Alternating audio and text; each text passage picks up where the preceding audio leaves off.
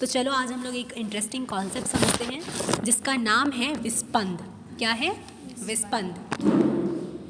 सबसे पहले हम लोगों को इसके लिए समझना होगा कि तरंगों का अध्यारोपण क्या होता है। Superposition of waves, superposition, अध्यारोपण। अब मान लो हम लोगों ने पढ़ा है कि एक तरंग है जिसका विस्थापन होता है y1। अब मान लो किसी माध्यम में दो तरंगें चल रही हो, एक का आयाम हो y1 और दूसरा का आयाम हो y2, तब क्या होगा? किसी एक बिंदु पे उन दोनों का आयाम जुड़ जाएगा। बात समझ आ रही है कि नहीं? ऑफ कोर्स ये होगा, कॉमन सेंस भी यही कह रहा है कि अलग अलग मान लो विस्थापन है, तो किसी एक बिंदु पे अगर दो तरंगें चल रही हैं तो उन दोनों का जो विस्थापन है उसका सदिश योग जो हो जाएगा वही आपका टोटल विस्थापन होगा। इसी को कहते हैं सुपर पोजिशन ऑफ वेव्स। ठीक है, सुपर पोजिशन ऑफ वेव्स, तरंगों का अध्यारोपण। अब हम आते हैं बीट्स को समझते हैं कि बीट्स क्या होती हैं। विस्पंदन। ठीक है, विस्पंदन। म्यूज़िक में ये बहुत बार आपने महसूस किया होगा बीट्स को। कहते हैं ना बीट्स बहुत अच्छा है इस म्यूज़िक का। ठीक है, अब देखते हैं कि इसको फिजिक्स में कैसे समझते हैं। अब देखो, मान लो लगभग समान आवृत्ति की दो तरंगें हैं। आवृत्ति तो समझते हो ना आप लोग? ठीक है, लगभग समान आवृत्ति की दो तरंगें जब माध्यम में चलती हैं तो एक ही सेकंड के अंदर आप उसमें उतराव और चढ़ाव दोनों महसूस करते हो। मतलब समझते हो कि एक बार आवाज़ तेज हुई, अब तीव्रता उसकी, और एक बार कम हुई। इसी उतराव और चढ़ाव को, ध्वनि की तीव्रता के उतराव और चढ़ाव को हम क्या कहते हैं? विस्पंद कहते हैं। कब होता है ये?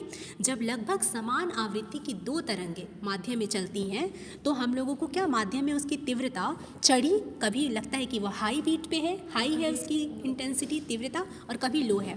तो इसी चढ़ाव और उतराव को इस ग्राफ से भी आप समझ सकते हो। इसी चढ़ाव और उतराव को हम क्या कहते हैं? विस्पंदन। डेफिनेशन हो गया।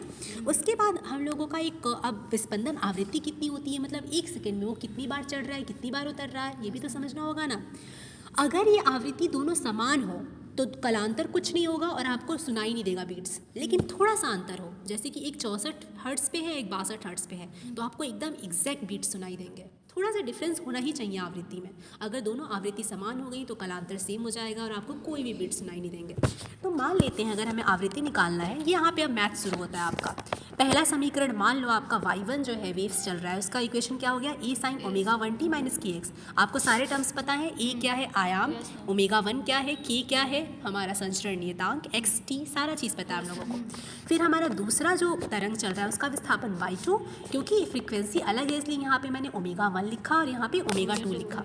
ठीक है, अब मान लो x को 0 कर देते हैं ताकि हमारा इक्वेशन जो हो आसान हो जाए। तो x को 0 करेंगे तो यहाँ पे क्या हो जाएगा? ए साइन ओमेगा 1t, और यहाँ पे क्या हो जाएगा? ए साइन ओमेगा 2t। के 0 हो गया, नहीं सॉरी, x 0 हो गया तो के एक्स वाला पूरा टर्म 0 हो गया, क्योंकि 0 में के का गुणा होगा तो क्या होगा?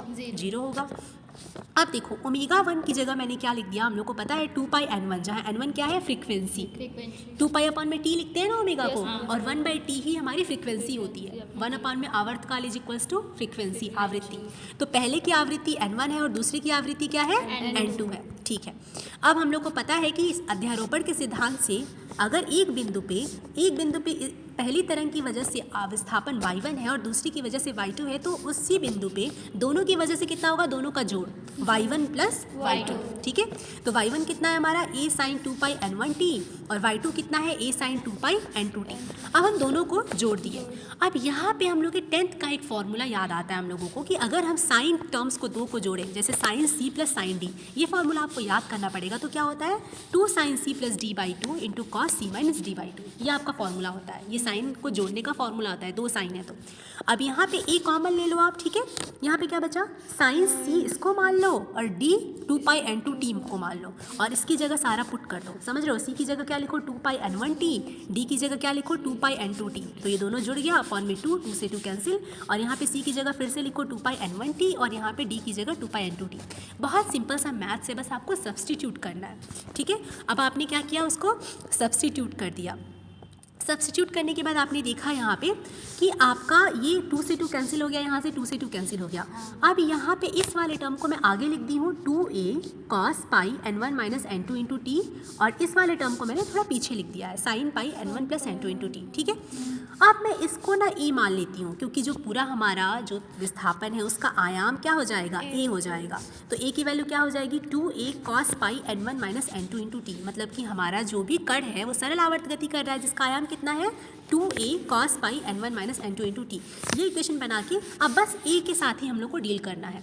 अब ये बताओ कि आयाम मैक्सिमम कब होगा, जब इसकी वैल्यू प्लस या माइनस में 1 हो, मतलब ऊपर जाए +1 और नीचे जाए -1, तभी तो मैक्सिमम होगा। और मिनिमम कब होगा आयाम, जब इसकी वैल्यू 0 हो।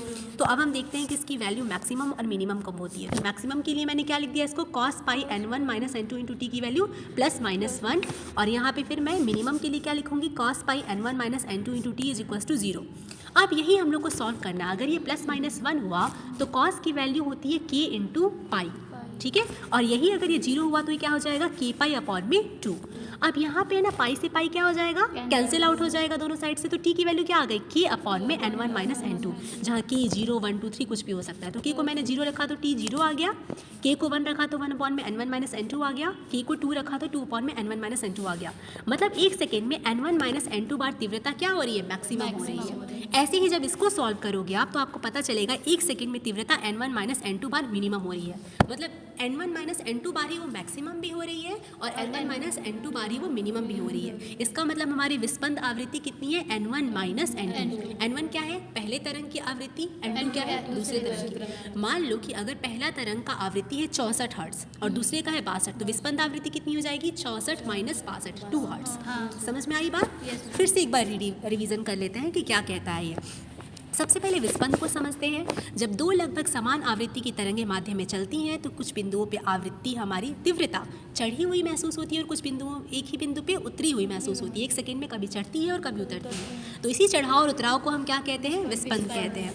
अब यहाँ से हम विस्पंद को डिराइव करते हैं। विस्पंद आवृत्ति को सिंपल सा कॉन्सेप्ट यूज़ करते हैं, y1 की वैल्यू y2 की वैल्यू को ऐड करते हैं, थोड़ा सा मैथ्स यूज़ करते हैं, ठीक है। डेरिवेशन करते करते हमें पता चलता है कि विस्पंद आवृत्ति कितनी आ रही है, n1 - n2, ठीक है।